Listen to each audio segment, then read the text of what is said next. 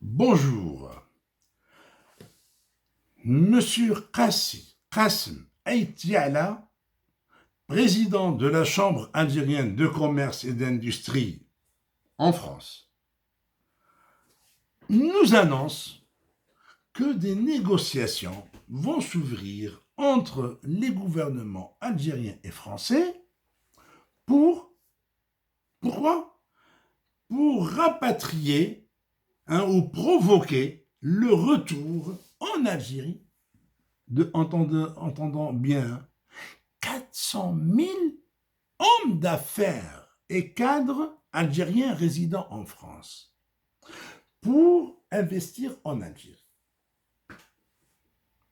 Qui pourrait croire à cette grosse couleuvre? On veut nous faire avaler des grosses couleuvres, c'est-à-dire plus monteurs que les dirigeants algériens, tu meurs.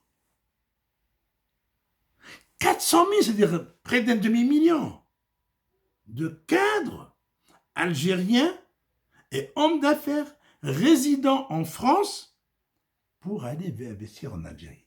Bon, d'abord, il faut qu'on s'entende sur une chose. Il n'y a pas un seul Algérien, qu'il soit cadre ou pas, qu'il soit homme d'affaires ou pas, qui ne rêve pas de rentrer dans son pays et de servir son pays. Il n'y a pas un qui ne rêve pas de rentrer en Algérie et servir l'Algérie. Ces hommes d'affaires, j'en ai connus. Ces cadres, j'en connais.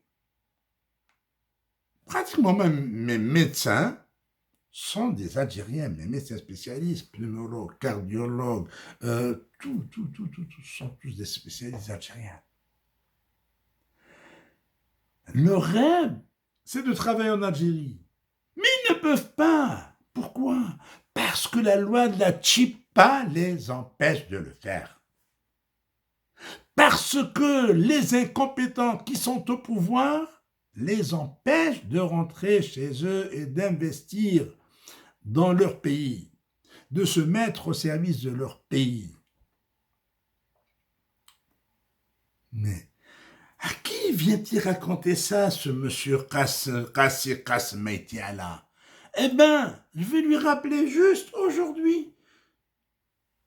Juste après avoir lu sa déclaration, je lis la déclaration du professeur Rachid Belhaj, président du syndicat national des enseignants-chercheurs et hospitalo-universitaires, qui s'arrache les cheveux, le pauvre. Qu'est-ce qu'il dit? Il dit: nous constatons aujourd'hui un drame. Nos médecins généralistes et nos internes se préparent pour passer le concours en France.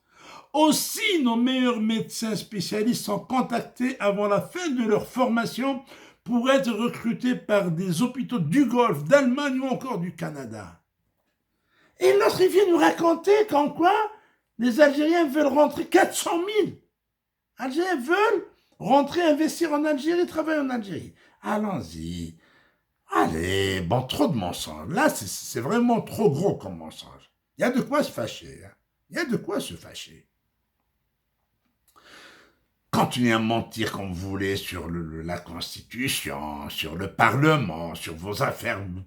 Mais là, nous sortir un mensonge pareil, 400 000 cadres et hommes d'affaires algériens qui vont retourner. Dans quel cadre ils retournent? Oui, je ne vous ai pas donné la suite.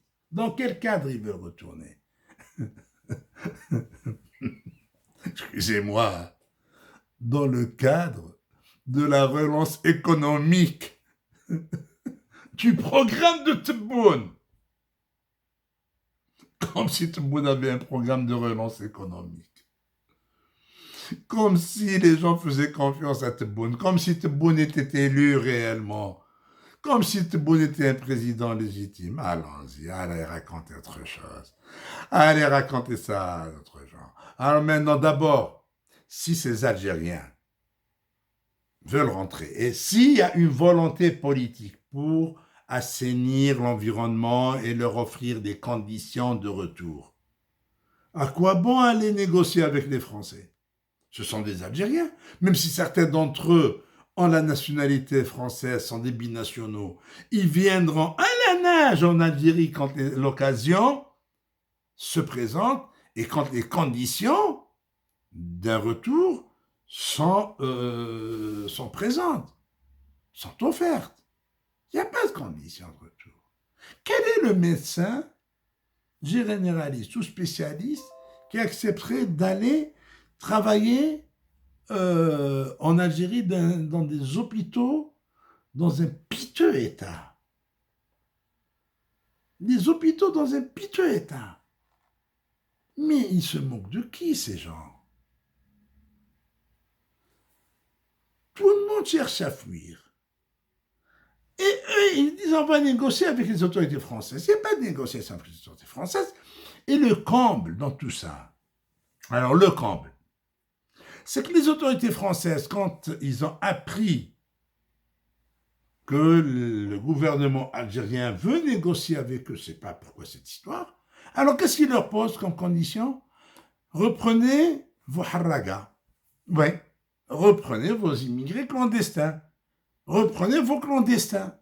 Et oui, on négocie aussi du retour des clandestins. Ça va faire de la bonne main-d'œuvre, hein? Ça va faire de la bonne main-d'œuvre. Bien que parmi les clandestins, il y a des cadres. Parmi les clandestins, il y a beaucoup de cadres.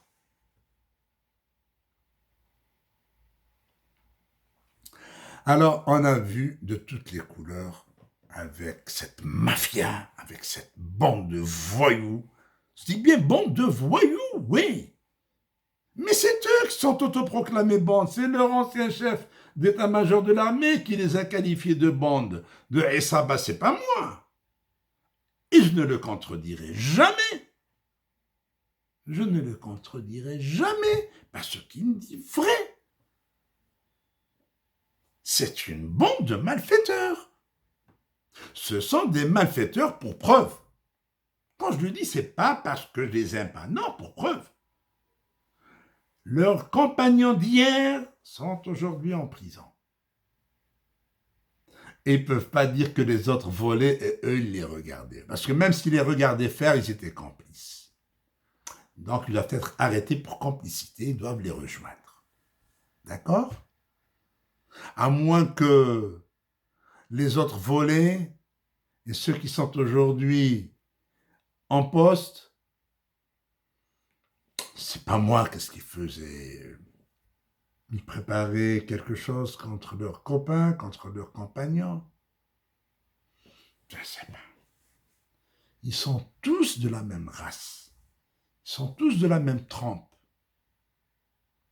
Ils sont tous du même acabit. Ce sont des voleurs, des menteurs invétérés, de fiefs menteurs qui gouvernent par le mensonge et par le mépris de l'Algérie et de l'Algérien. Que Dieu préserve notre pays du mal qu'il attend de cette bande de voyous. Au revoir et merci.